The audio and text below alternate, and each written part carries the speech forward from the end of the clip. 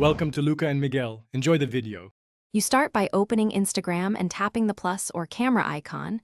Choose portrait mode so depth controls are available. Make sure your app is updated and camera permissions are granted, because Instagram uses live depth data rather than a static filter. Position your subject 2 to 8 feet away for the best edge detection, and use natural or soft lighting to reduce noise.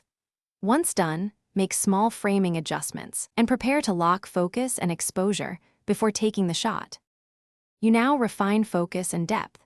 Tap the subject to set focus, then press and hold to lock AF/AE so exposure stays steady. Next, slide the background blur control to set the strength of the bokeh. Move it gradually to keep hair and glasses sharp while softening the backdrop. Compose with the grid for thirds and keep the subject's shoulders slightly turned. If available, switch between portrait lenses for different focal lengths.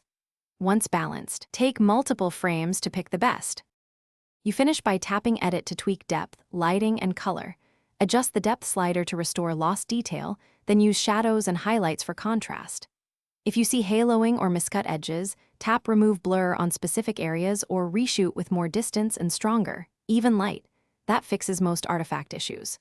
Finally, add captions, stickers, or tags and post. If Instagram crashes, restart the app and clear cache, then retry the same steps. Thanks for watching and please subscribe. It's the best investment you'll ever make.